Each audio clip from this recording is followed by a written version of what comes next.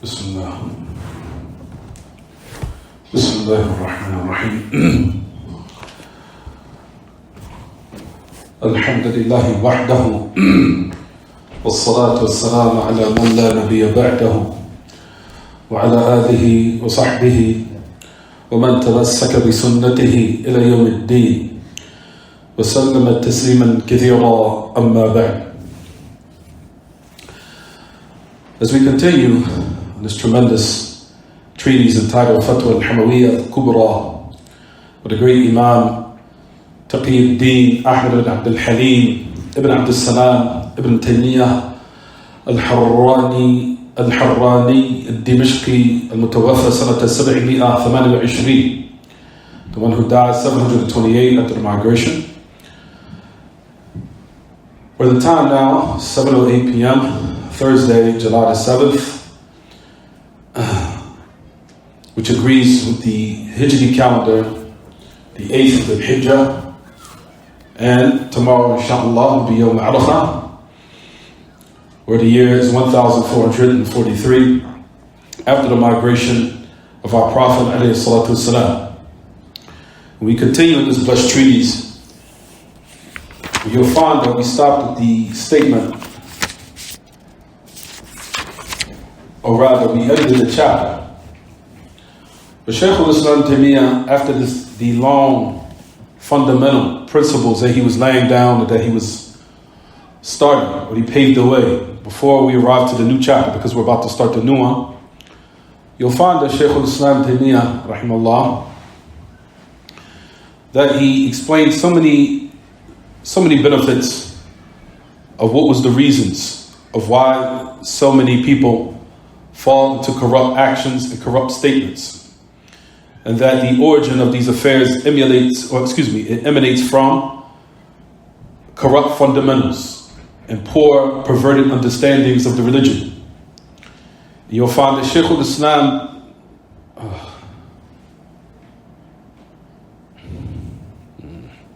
it went off. I don't know why.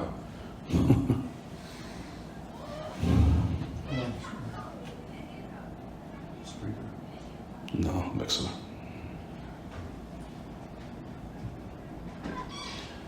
And then I'll try to restart it. It is what it is.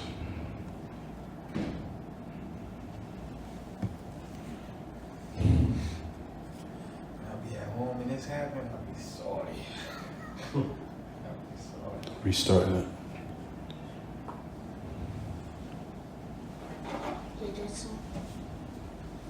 No. So you'll find that the Shaykh al-Islam Taymiyyah, that the corrupt, perverted ideologies of the people is what leads to corrupt actions and corrupt understandings, due to all the different types of atrocities in people's fundamentals and their understanding of Islam. And in addition to that, ignorance. So ignorance is one of the main causes of corrupt beliefs and corrupt ideologies. Because the human mind, if it's not directed in the proper direction, then it's open for anything. It's open to take its place any type of ideology that it feels as if it's correct. It feels as if it's correct. So Shaykh al-Islam Taymiyyah was saying that Allah revealed revelation in order for the human mind and belief in the heart to be directed in the proper direction.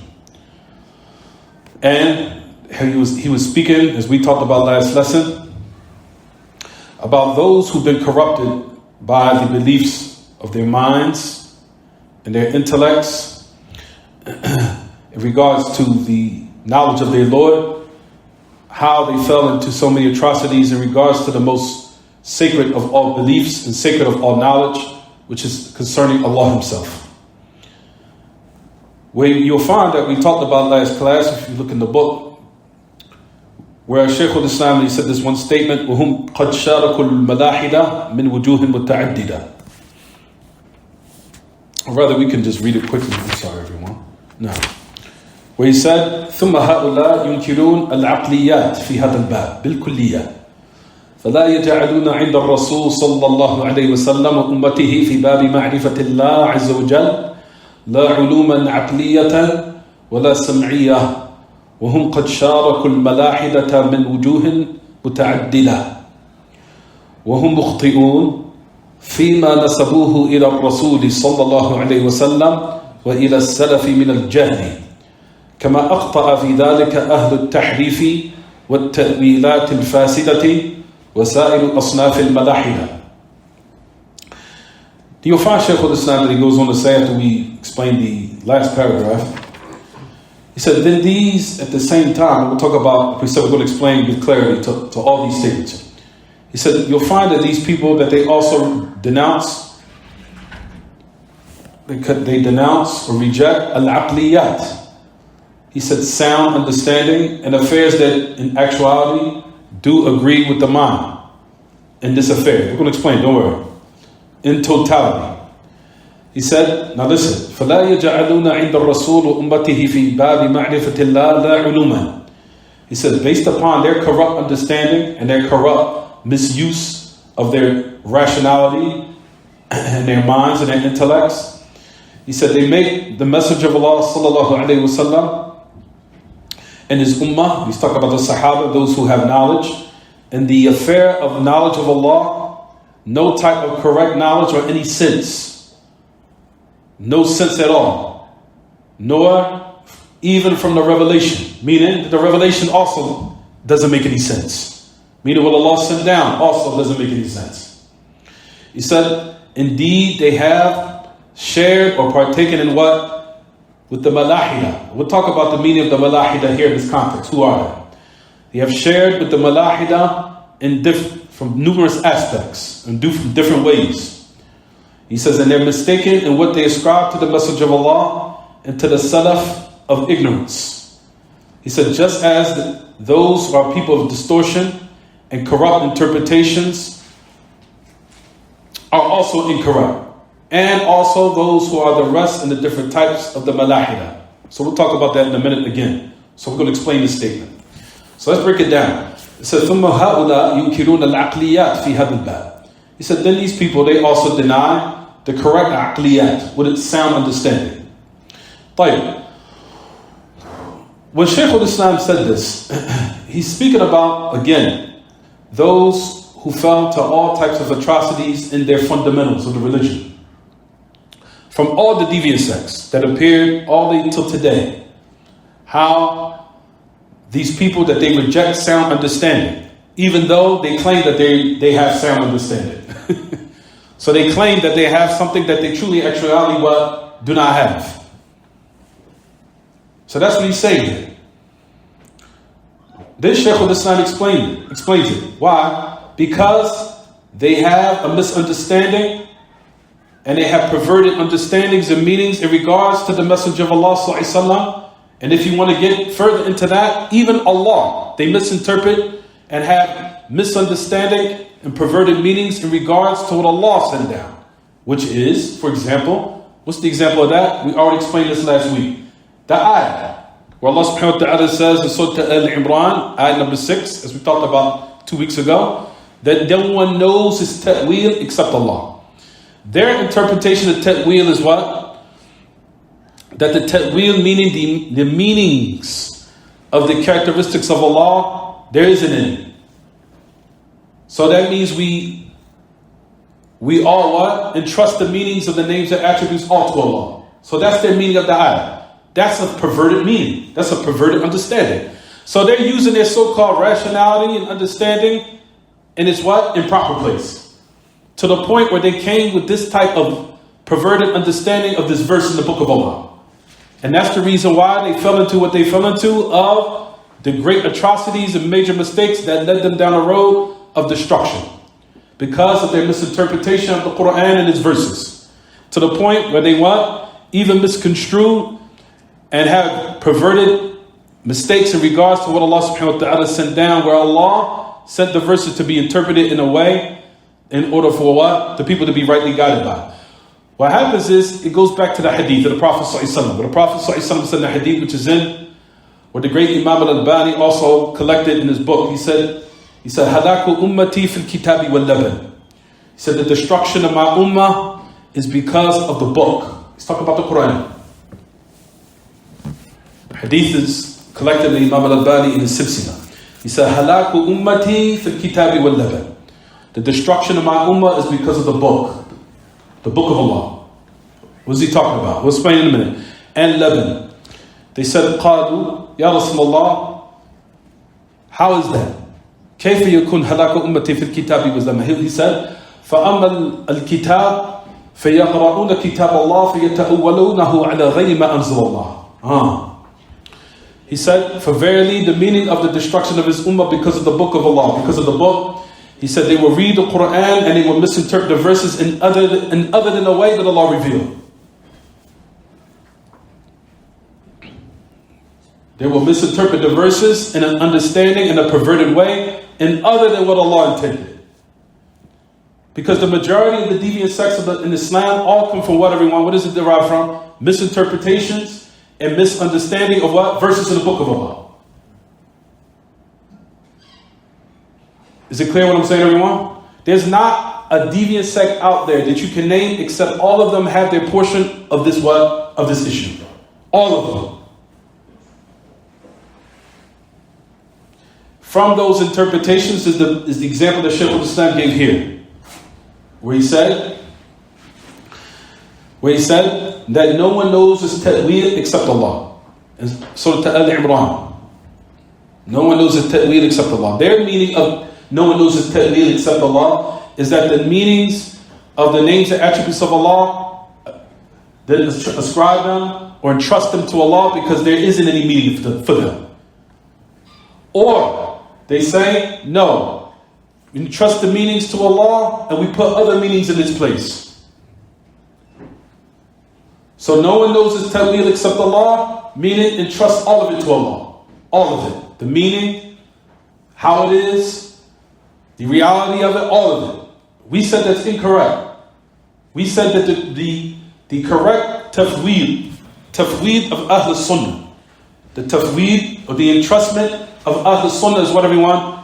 Entrusting the kayfiyah, the haqiqah, and the kun. The entrust the what? How it is, the true reality, how it is to Allah. But we still at the same time affirm the meanings of the names and attributes of Allah Ta'ala. Is it clear, everyone? Them, they took the ayah and what?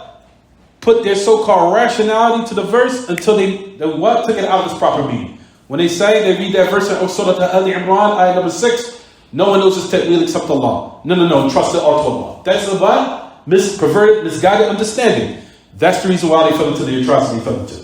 We talked about that the meaning of ta'weel in this context is what? Can mean two. If you read your book, as we said last week, the two meanings, number one, no one knows his ta'weel except Allah. From them is that Allah Ta'ala, how his attributes are,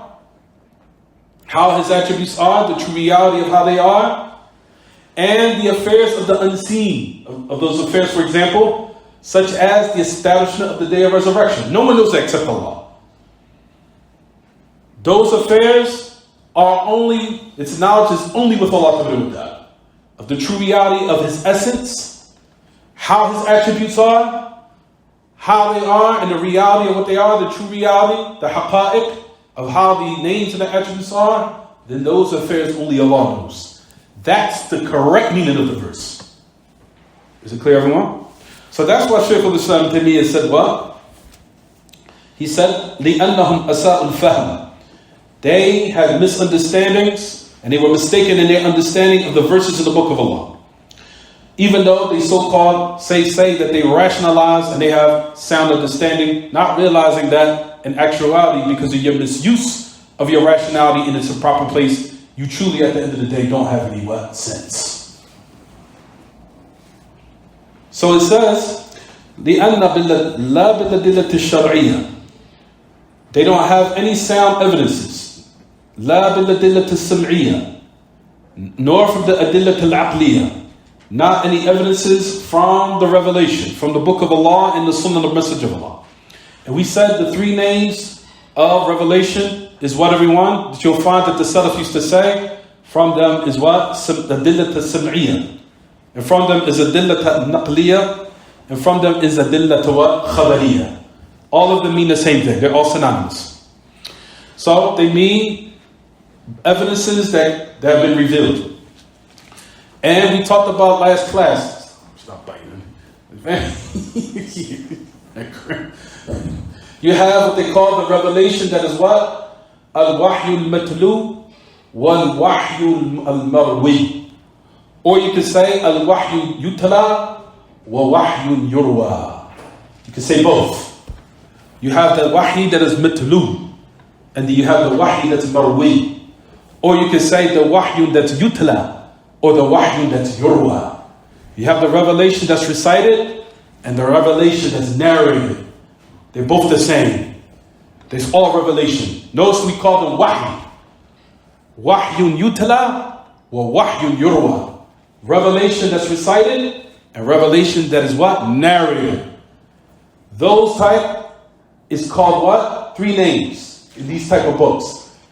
Evidences that's sam'iyah, or evidences that are what? Naqliyah, or evidences that are what? Khabariyah. You can say all 3. طيب.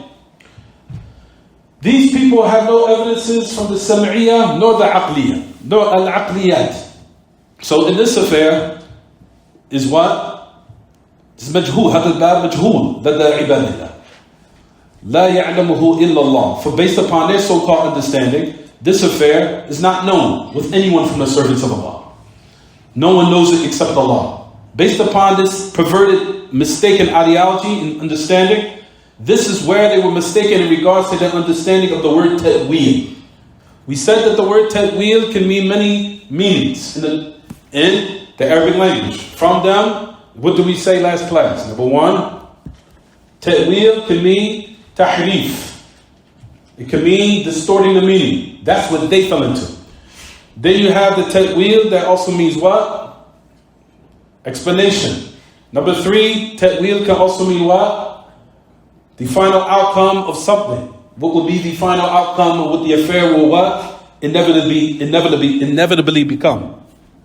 You hit the wire. Hit the wire on the back of the speaker. There you go. That's cool. You good. You good. Just move away from the... Press the top wire. There you... It's good. Just get away from the wire. Yeah. طيب. So what we were saying is, I forgot, I lost my track. قطع الحرف أفكاري نسيت. No, the meaning of ta'weel. Ta'weel, the third meaning of ta'weel is the final outcome of something where the affair will inevitably become. What will be the final outcome of something. That's from the affairs of ta'weel. And the ta'weel, as we mentioned, it said that they fell into is the ta'weel, which is in actuality distortion. That's from the meanings of ta'weel. That is the prohibited type. But there's praiseworthy types.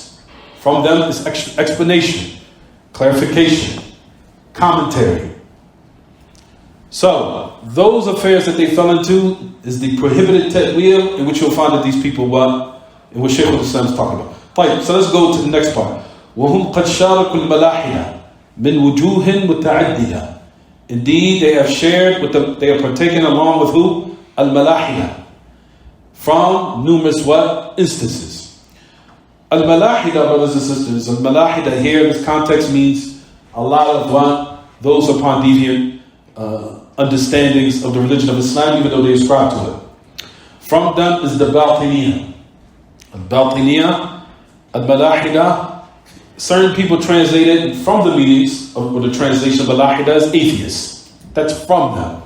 But that's not the only what? Meaning of Malahida. A lot of people think Al-Malahida just means atheists. Not really. There's other meanings of Malahida that can fall into that meaning. Or what they call ilhad. Ilhad can be deviation, generally. A type of deviation. Is it clear what I'm saying, everyone? Ilhad can mean deviation. So from the deviation or from them is atheism.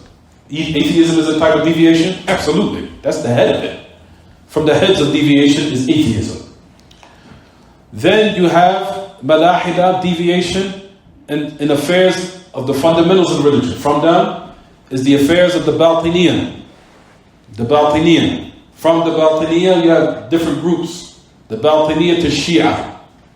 The Batiniyah to Shia وباطنية الصوفية, and the باطنية الصوفية, in which they have misinterpreted that the correct understanding of Islam is that the Sharia means something else, or is added onto it other affairs that no one knows except certain people. Just as the details that we already explained in previous lessons. All of that is considered ilhad. All of that is considered what, everyone? Ilhad.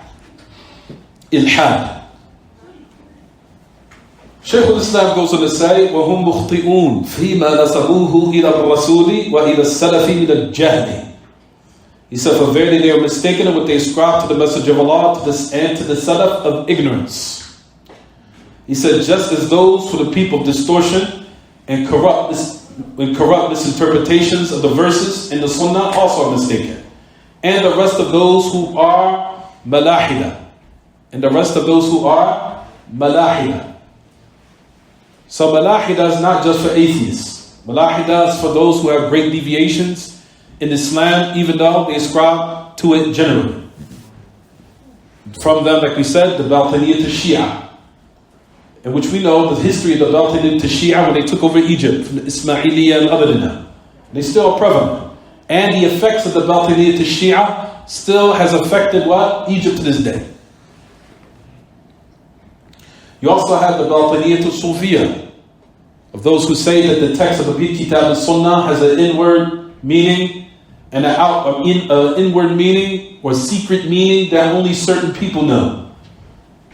Meaning from the so-called awliya. And that the sharia of, for example, people fasting, making hajj and all that, that's only for the common folk. But we know the true secrets. Those affairs are what they call batiniya. Inward affairs that's so-called, that they or their so-called awliya or people that's on high status with Allah only knows. Where they don't need so-called the Kitab and Sunnah anymore. Or we don't need to go through what the message of Allah brought of authentic Sunnah. We go past that. To the point where we can go and arrive to the preserved tablet and extract information directly. We don't need the Sunnah. That or affairs of those type of atrocities are called what, everyone? Batiniyan. Inward knowledge that only certain people, or the inward meanings of the text that only certain people understand. That the Messenger of Allah did not teach it to his ummah, nor did he know about it. We know about it. But that affair that the Messenger of Allah brought, that was only for the common folk. That was just for the ummah to practice. We the ones that have it on another level. We understand those secrets that are inwardly implied from those verses and from those authentic texts that have been narrated. That's the meaning when we say Batiniyah. This is a type of ilhad in the religion. This is a type of deviation. It's ilhad. And they're considered malahida. So it's not just what? Atheists. In addition to that, it's the people that fell into these type of atrocities here. Is it clear, everyone? Jayyid. So that's what he mentioned and said. And the great Imam Muhammad al-Jami said the exact same thing, agreeing with what we just mentioned. He said, كلهم مخطئون والسبب خطئهم اعتمادهم على عقولهم وعدم محاولة أخذ الدين من رسول الله صلى الله عليه وسلم وهكذا كل من أعرض عما جاء به الرسول صلى الله عليه وسلم سواء كان في باب الأسماء والصفات أو في باب توحيد العبادة أو باب العبادات مطلقا أو في المعاملات أو في السياسة أو في الاقتصاد والتشريع كل من أعرض عما جاء به رسول الله فهو ضال. Allahu Akbar. As the great Imam Muhammad al-Jami said, a very profound statement that needs to be written in gold. He says, all of these people are mistaken. And the reason for their mistake is them relying upon their rationality and intellects. Relying upon their rationality and intellects, and if you want to add to that, emotions. Their emotions. And he said, in them not making any effort,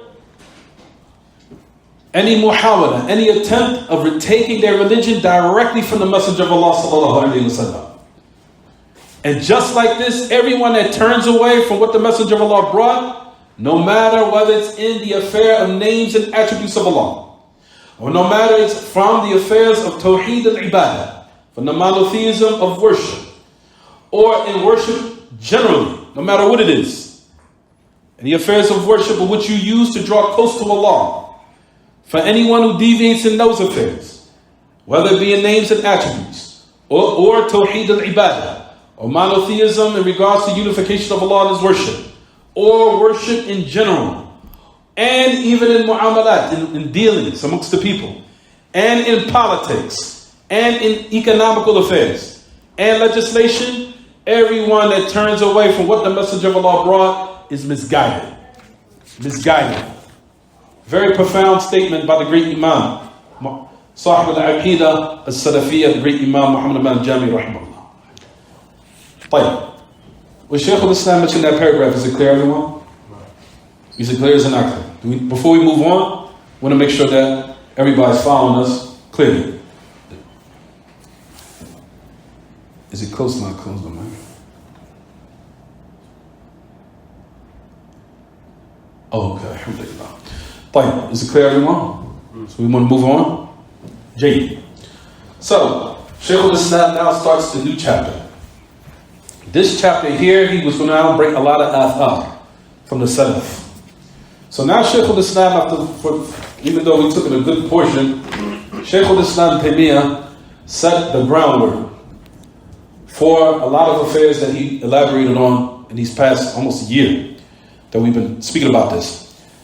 Now he's going to bring athar from the Salaf to support his call, or what he's calling to, which is the correct one, and all it is in actuality is the pure Islam, the pure Orthodox Islam, in a manner in which the Messenger of Allah brought and taught to the Sahaba, and what the Sahaba passed on to the Tabi'een and those who took knowledge from them from the later generations that came after.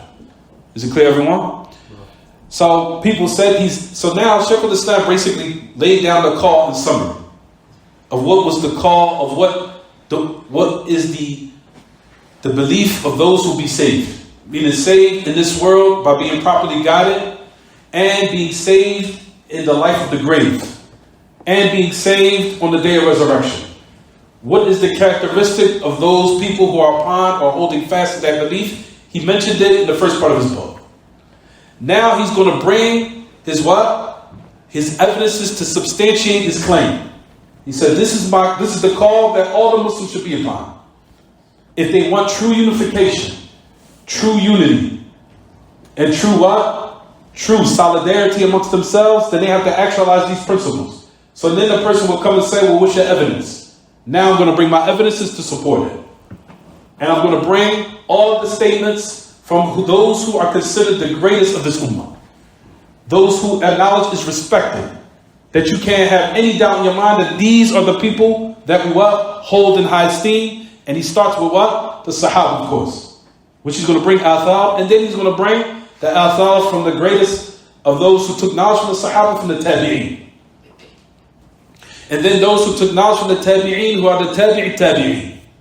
What was their belief? So you saying that me saying that Allah is above the heavens, that this is something that's stupid because it doesn't agree with the rationality of people's minds? Okay, if you don't want to listen to me, then listen to these people. Who are the what? Who are the ones who Allah subhanahu wa ta'ala to be the what? The best of this ummah. That you have to respect. Because if it wasn't for them, the knowledge would have not been reached any of us. If it wasn't for Allah, and then those who came after them, which the Messenger of Allah taught the knowledge to, what was their understanding, and those who they passed the knowledge on to those who came after them. طيب. So then he goes on. فصل ونحن نذكر من ألفاظ السلف بأعيانها وألفاظ من نقل مذهبهم بحسب ما يحتمله هذا الموضع ما يعلم به مذهبهم. روى أبو بكر البيهقي في الأسماء والصفات بإسناد الصحيح عن الأوزاعي. So now he's bringing statements from those who are considered the A'immat al-Dunya. People, when they hear the A'immat al-Arba'a, they think that A'immat al-Arba'a, the four great Imams, is who? Imam Ahmad, Imam al-Shafi'i, Imam Abu Hanifa, and who? Imam Malik.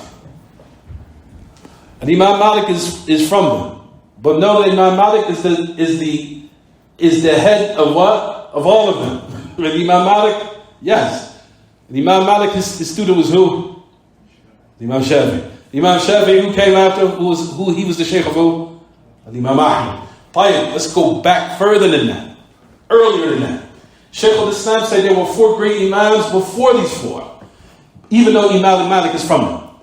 He said these are the people who are considered A'immat al-Dunya. Number 1, Al-Imam Al-Awza'i.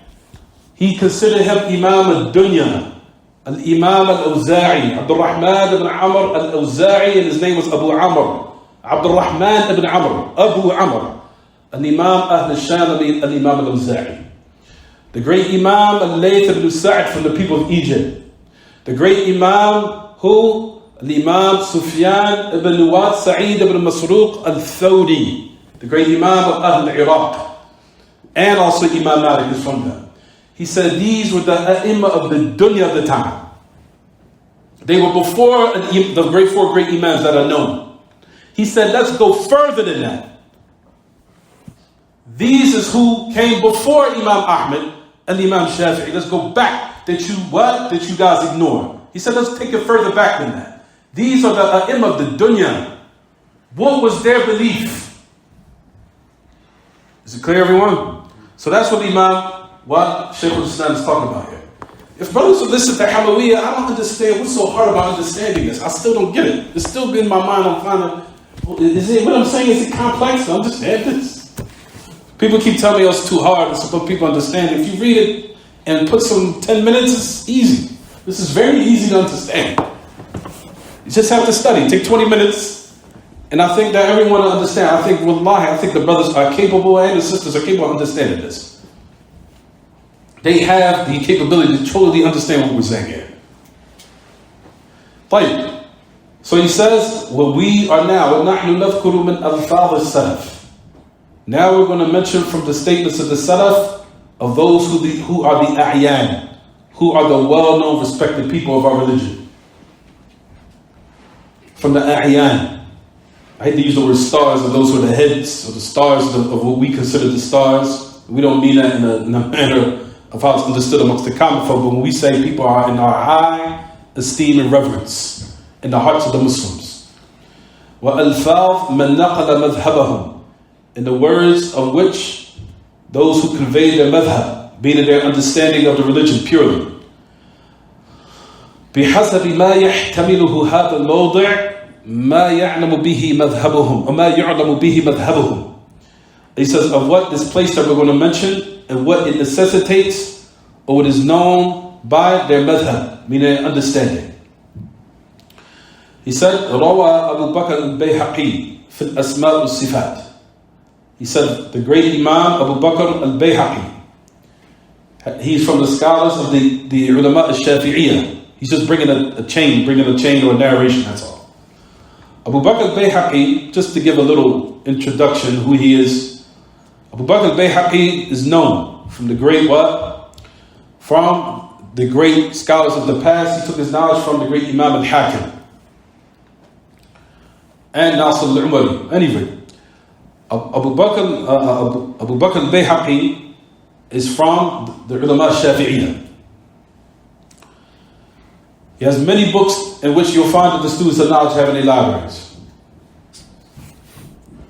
From them is Shu'ab al-Iman. It's an encyclopedia, it's about this long.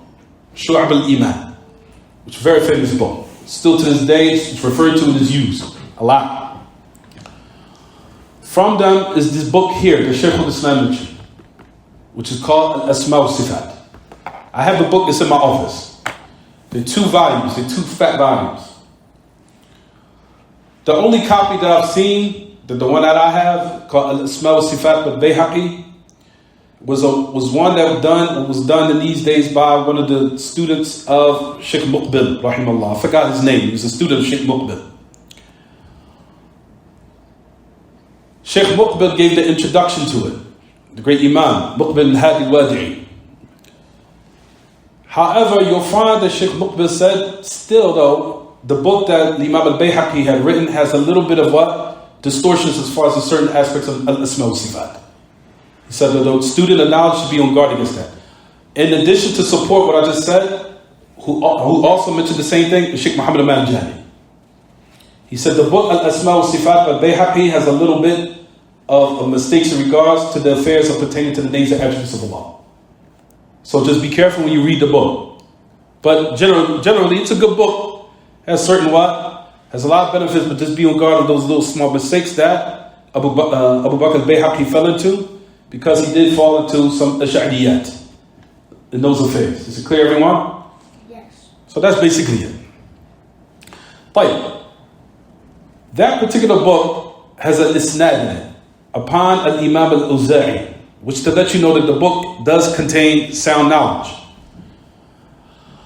So you find that the chain of narrated that the great Imam mentions, it says, he says, عن الأوزاعي قال كنا والتابعون متوافرون. So listen to this statement from the Imams, from the A'imma of this dunya. Shaykh al-Islam calls them the A'imma to dunya, the Imams of the dunya. From them, like we said, is the great Imam al-Awza'i. Imam al-Awza'i was from the A'imma of Ahl al-Sham. He was born during the time, or during the life of the Sahaba.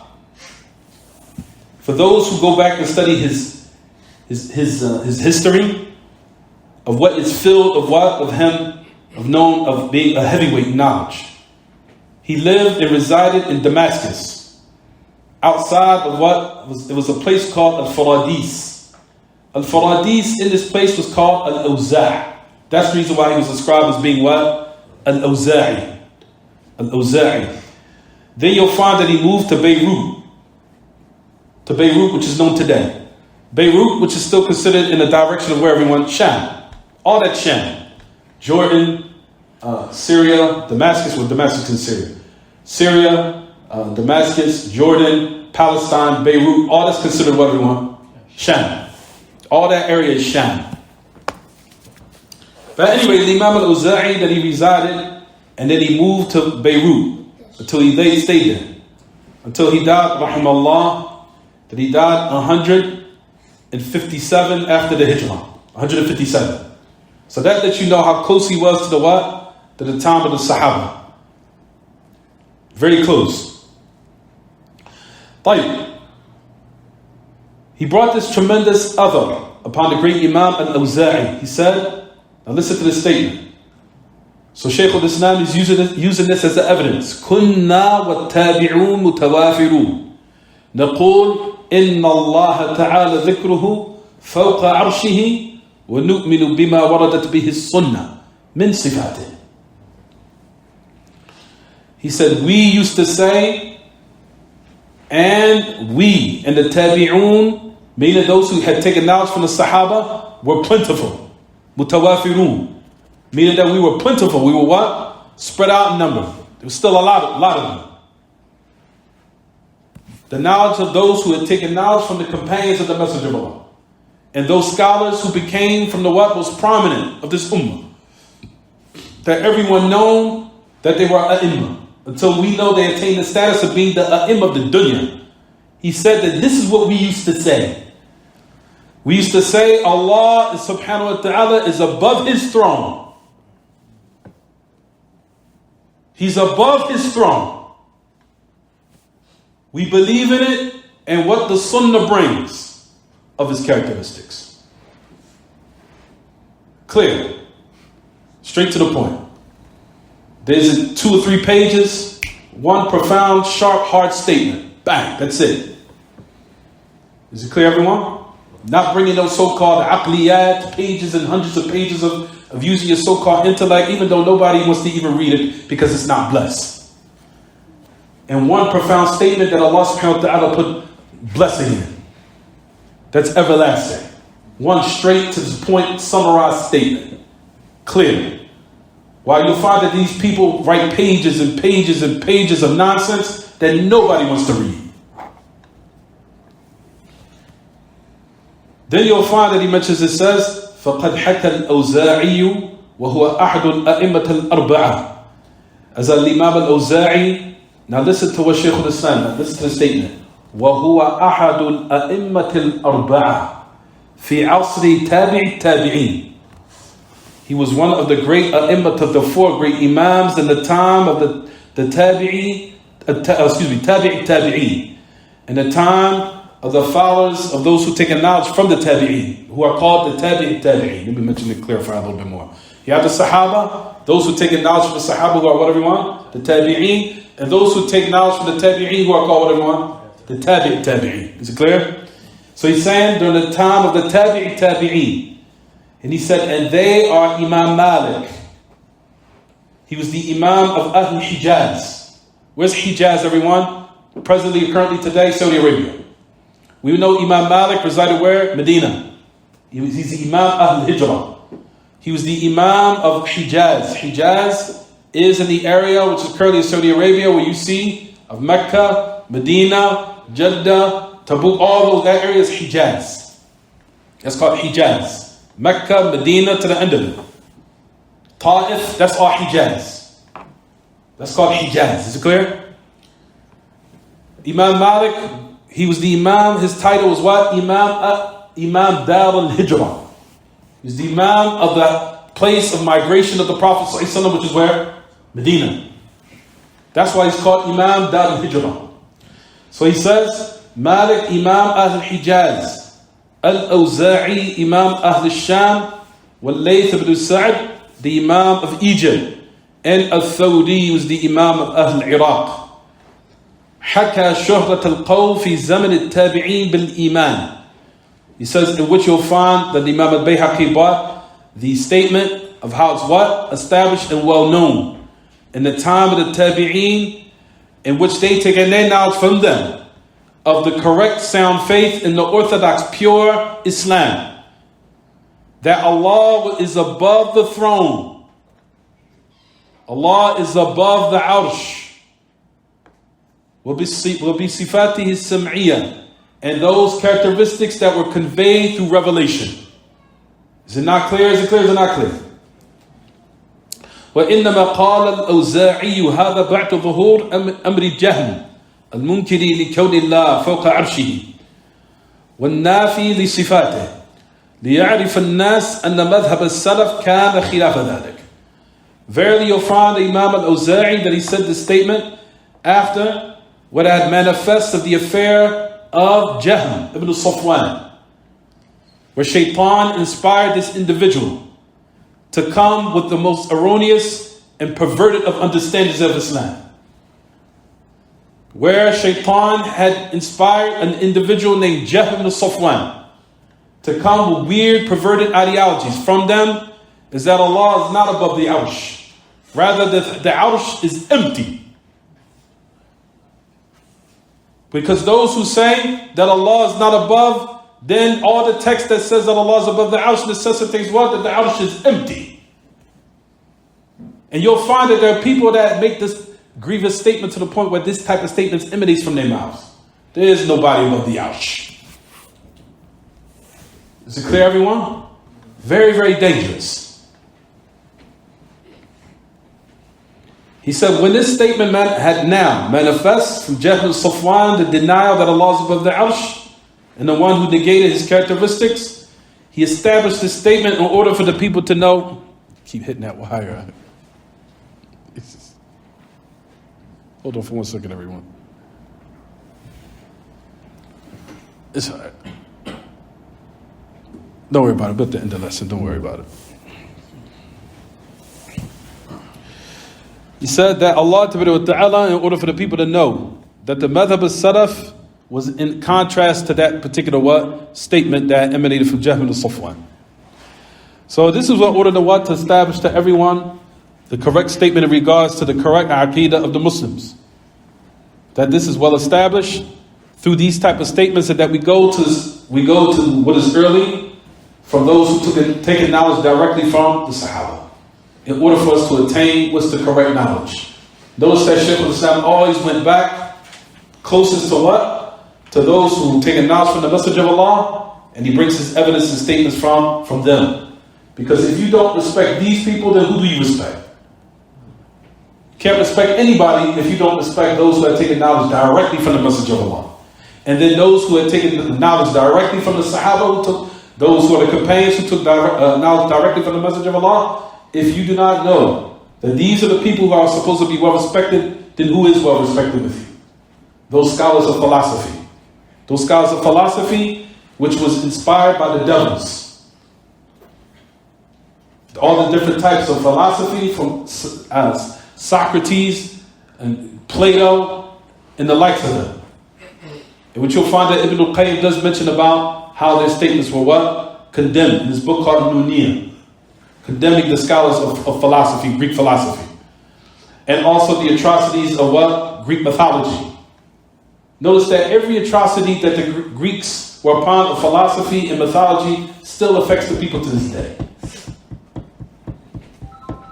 If you study of certain things in certain ways, you'll find that that's called Greek mythology. Christmas, Greek mythology is in it. The one-eyed eye, or whatever they say, all the nonsense, comes from the Greeks. Greek mythology goes back to that.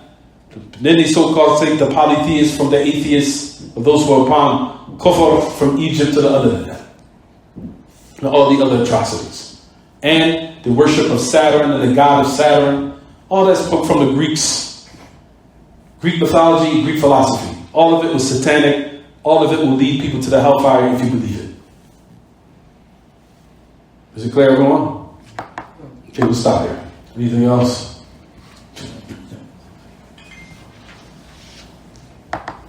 Tafadhal. What was the name of the four imams of the Dunya? Al-Imam Malik. Al-Imam Malik al-Usbu'i. Imam al-Hijrah. Imam Malik. Al-Imam al-Awza'i. The great Imam al-Layth. الليث بن سعد ليث بن سعد الفهد ابن المصري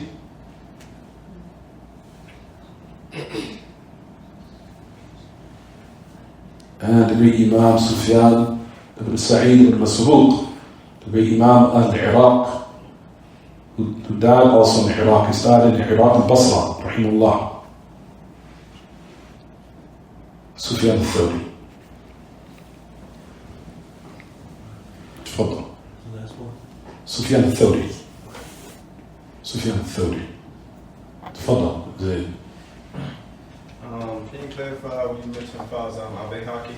Allah, look, as my sister, I had a little bit of distortions so people understand how we're able to check with him if he had just a little bit of errors compared to the ones that have Good question. The affairs of those who fell into mistakes from the Greek scholars of our religion, of what they fell into certain errors as far as the ta'wilat, or certain false interpretations of the names and attributes of Allah subhanahu wa ta'ala, you'll find the ulama today come and clarify their mistakes in certain books to give certain awareness of the mistakes they fell into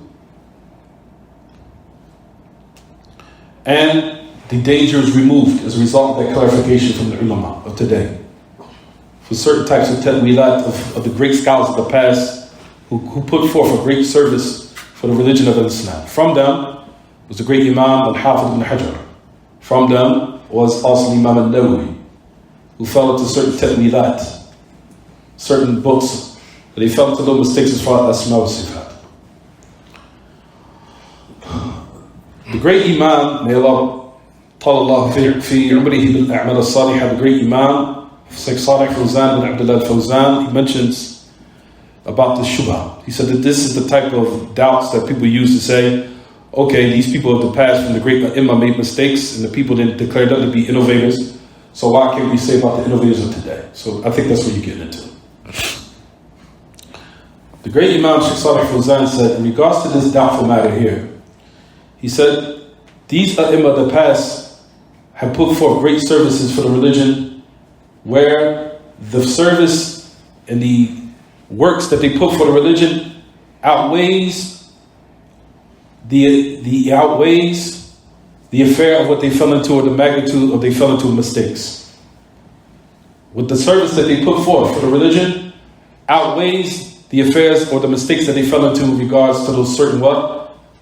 Mistakes that they fell into as far as the ta'wilat of Allah's names and attributes.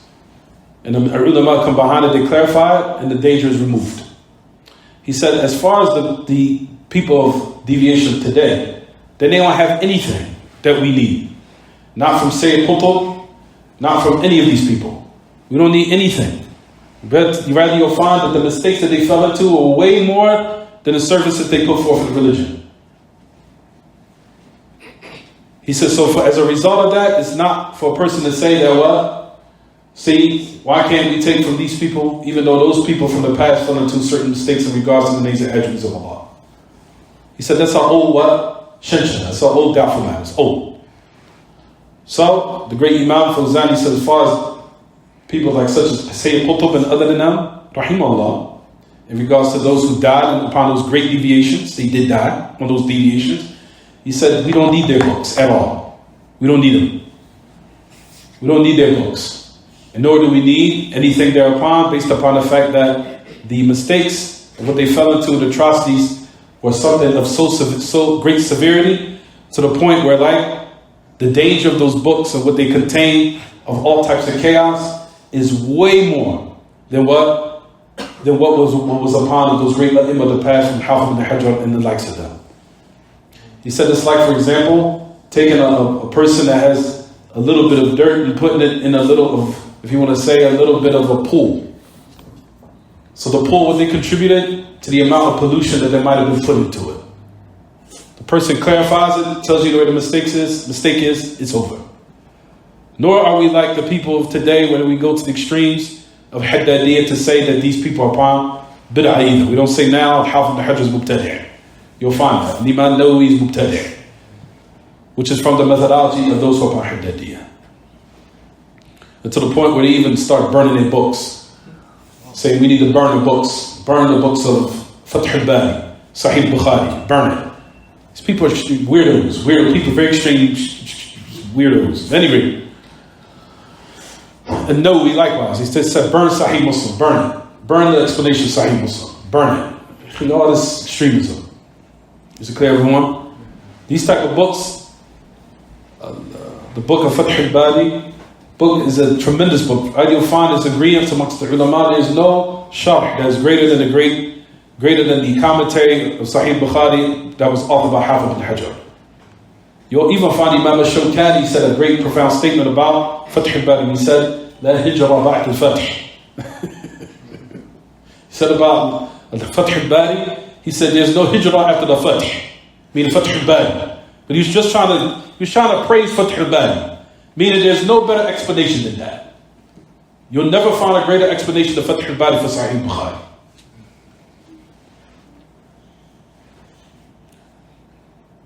Look at Hafiz ibn Hajar's works. There's not a field from the fields of the religion except everybody has to rely on his works in order to specialize in that field.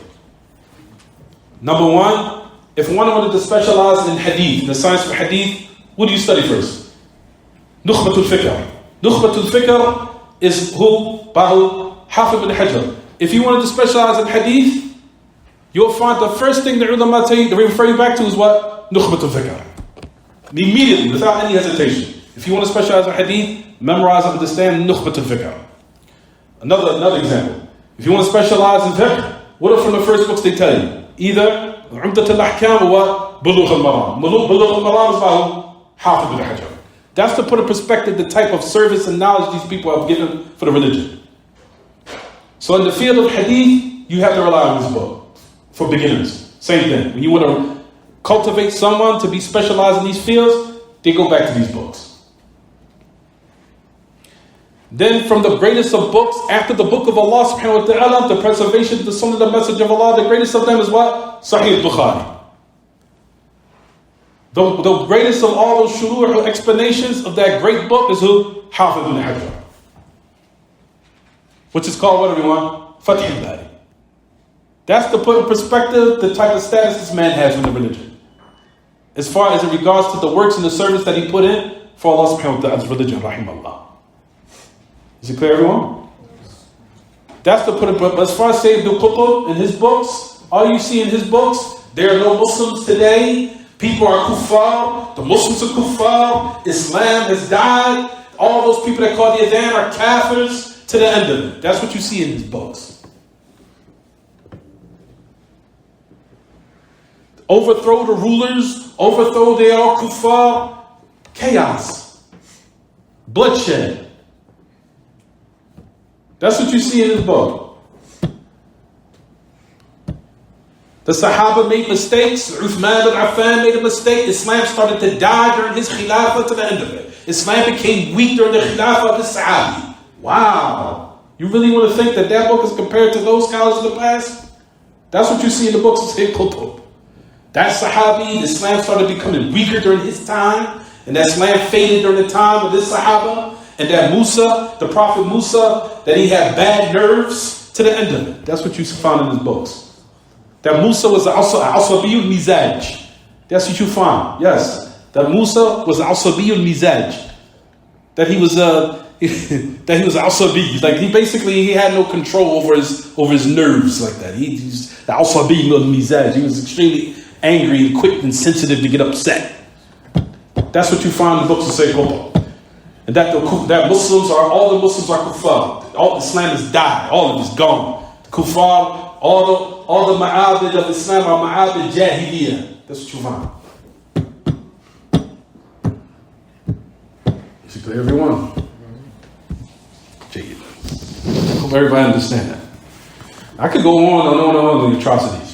Inshallah, we'll stop with that. Any other questions about the class? Brothers and sisters, study minhaj, study aqidah. The more you study it, the more you'll be strong, the more you'll be firm during these days. If you don't study and take your knowledge from proper people who are trying to bathe you in salafiyah, bathe you in madhab al-salaf, minhaj al-salafi, giving it to you purely and immersing you in it, you are subjected to every type of atrocity out here. Because there is a lot of doors of shaitan that are open these days. A lot. And they're getting more. They're augmenting every day. So may Allah subhanahu wa ta'ala keep everybody firm, inshallah. Any other, we gotta stop. Anything else? Anything else, anyone? Let's stop here. Sallallahu wa sallam wa baraka ala nabiyyina Muhammad wa ala alihi wa sahbihi. Subhanaka Allahumma bihamdik. Ashhadu an la ilaha illa anta astaghfiruka wa atubu ilayk.